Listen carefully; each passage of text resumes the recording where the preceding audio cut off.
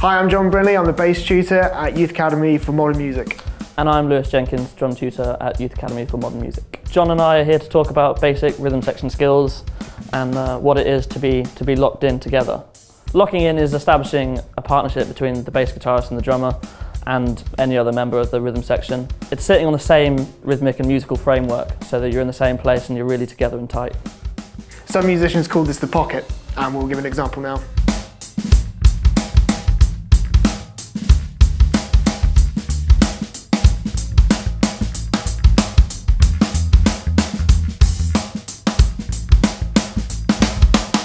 A locked in rhythm section is often used to allow the lead line and the melody to breathe.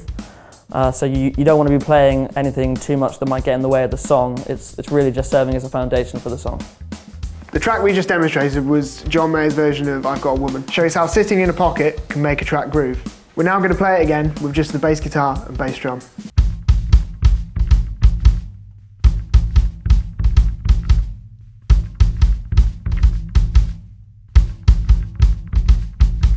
Locking in isn't just about getting the bass guitar and the bass drum to sit together, like in that last example. It's also about listening to each other and following each other. The next example we're going to play, Herbie Hancock's Watermelon Man, shows how I'm listening to John because John is really dictating the groove with his bass line.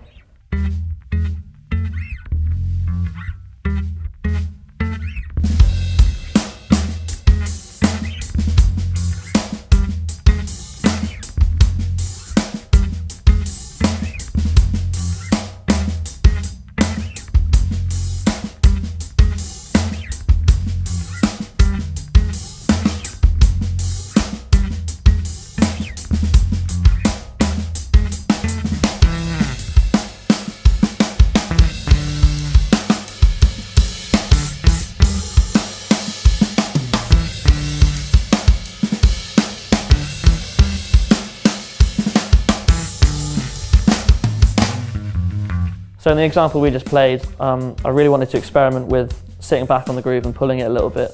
And that's another tool you can use in your rhythm section skills. You can really dictate the feel of the song by pushing or pulling on the beat. But what I did notice in the B section, naturally, we just sped up. However, we were still locking in perfectly.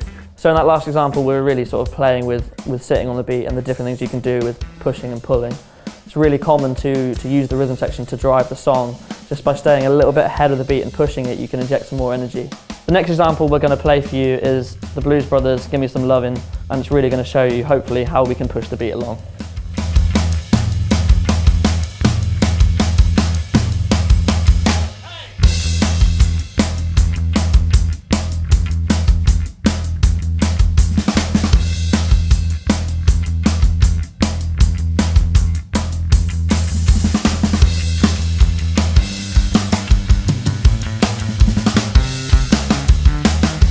So John, how would you go about practicing that? For me, the way I learned was just to internalise what the drums were doing. So taking the hi-hat or the snare or the bass drum rhythm and either singing it or clapping along. That way I learned the rhythms easier. It's listening as well, listening to each other. And when you play with someone long enough, you really get to know like what they're going to do, and you can read them and their body language. And it's also about practicing not just to a metronome on your own, but also about playing along and listening to recordings of rhythm sections you know. So seeing how different musicians can interact together. Because often just practicing to a metronome can be a little bit stale and a little bit static, and you don't really get to grips with playing with different feels. It's just, there it is on the beat. This was a brief look into what you can do with a rhythm section, locking in together. But there's much more to learn, and you can find it out on any of our other courses.